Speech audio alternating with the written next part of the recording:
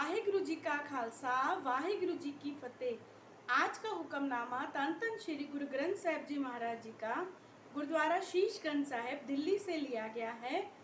गुरु जी फरमान करते हैं, राग सोरठ बाणी भगत रविदास जी की एक ओंकार सतगुर प्रसाद। जब हम होते तब तू नाही, अब तू ही मैं नाही। अनल अगम जैसे लहर में उदत, जल केवल जल माही। अनल अगम जैसे लहर में उदत, जल केवल जल माही। अंग 657। यहाँ पर तन तन रविदास जी, भगत रविदास जी फरमान करते हैं, हे माधो, जब तक हम जीवों के अंदर हौमे यानी अहंकार रहता है, अहंकार 5 विकारों में से आता है, काम क्रोध लोभ मोह अहंकार। सबसे जो प्रधान है वो अहंकार माना जाता है। जब तक हमारे अंदर तू प्रकट नहीं होता, जब तक हमारे अंदर अहंकार रहता है, यहाँ गुरु बता रहे हैं कि अहंकार प्रभु को यानी भगवान को प्रकट नहीं होने देता, यानी तुझे पाना मुश्किल होता है।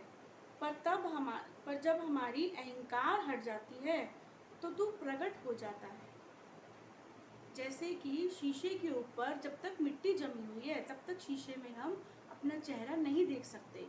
जैसे ही वो अहंकार रूपी मिट्टी हम हटा देते हैं, वैसे ही अपना चेहरा नजर आने लगता है, यानी परमात्मा हमारे अंदर ही है, ये चीज नजर आनी शुरू हो जाती है। तब तक ना हमारा ध्यान में मन लगता है, ना पाठ पूजा में, ना सत्संग में मन लगता है, जब तक अहंकार की परत जमी होती है।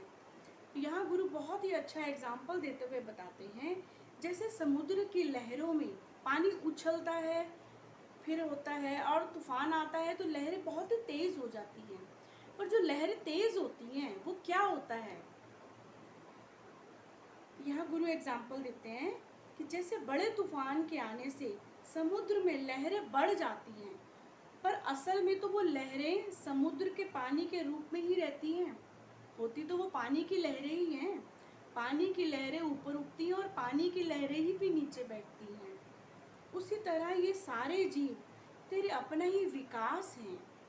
कहने का मतलब कि सब तेरी रजा से होता है प्रभु। यहाँ भगत रविदास जी बहुत ही अच्छे एग्जाम्पल दे के ये चीज़ समझा रहे हैं कि जब बहुत तेज तूफान आता है तो लहरें जैसे ऊपर उठती हैं, तो ऐसे ही हमारे मन की यानी अहंकार रूपी विकारों की लहरें ऊपर उठती हैं और फिर नीचे बैठ जाती हैं। तो वो है क्या, वो है तो विकार ही वो सारे। पर वो जब तक प्रभु की कृपा ना हो, उनकी मर्जी ना हो और अपनी कृपा ना हो। अपनी कृपा कैसी होगी, जब तक हम सत्संग को या ज्ञान की बातों को, गुरु की बातों को, गुरु के हुक्म को अपने ऊपर अप्लाई नहीं करेंगे, तब तक इन विकारों से हम मुक्त नहीं हो सकते। और जब तक अहंकारों से मुक्त नहीं होते, जब तक हम विकारों से मुक्त नहीं होते, तब तक हम उस प्रभु परमात्मा को नहीं पा सकते।